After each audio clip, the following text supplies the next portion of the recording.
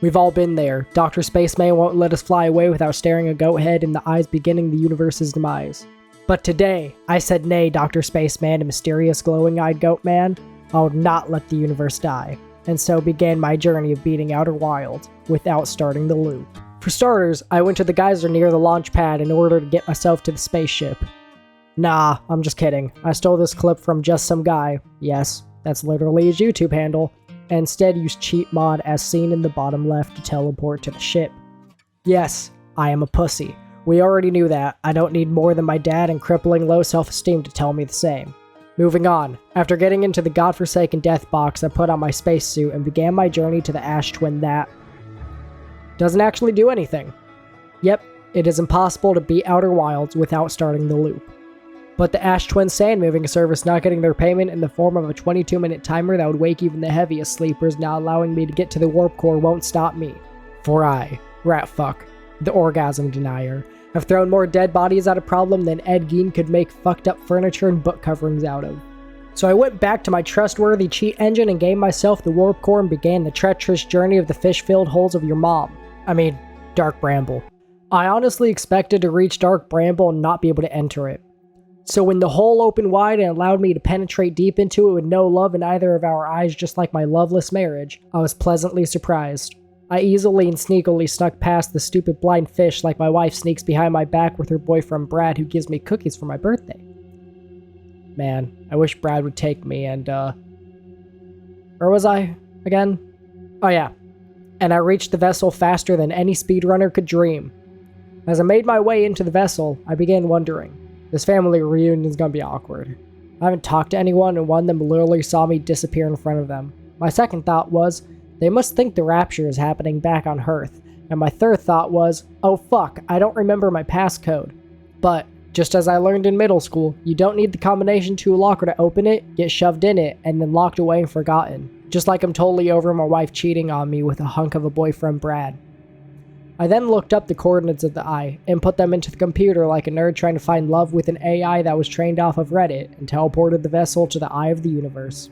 After choosing Quantum Towers as my drop point and not speaking to my teammates about the choice, I dropped into the battlefield and began looting all the non-existent chests and buildings waiting for me. As I made my way to the center of the eye, I got spooked by a tree jump scare and instantly gained a new phobia of trees. Just another reason never touch grass if you ask me. After making the jump into the wormhole and seeing the emptiness of the void, just like the emptiness of my marriage, I found myself in front of the goat head that began this entire journey. I walked up the stairs of the museum, avoiding all relics that were inside because no one cares plus maidenless plus ratio plus touch grace, and I observed floating specks of dust in the center. I found myself surrounded by more floating dust. Guess no one has cleaned this place in a while. I then began to run through the woods, and into the woods, and into the woods, and into the woods, and out of the woods, then everything went dark. I turned on my flashlight and began walking around when I stumbled into myself, falling to the floor and dropping my notebooks like the clumsy, goofy, not like other girls I am. As I helped myself pick up my books, I and my hand touched.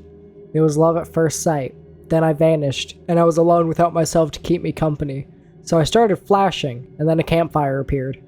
Weird flex, but okay. I decided to light the fire, just like the fire burning in my heart that my wife's boyfriend Brad would choose her over me. And met my first friend. We talked.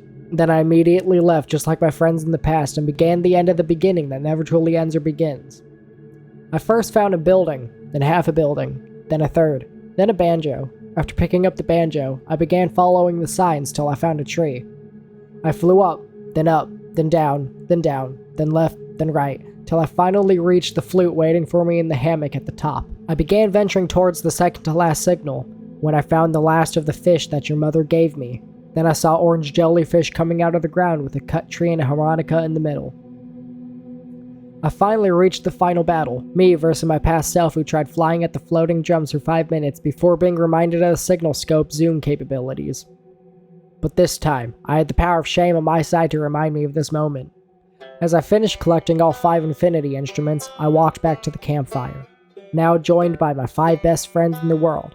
I don't know their names or anything about them, but they at least talked to me, unlike my wife. We began creating the most beautiful song you ever heard.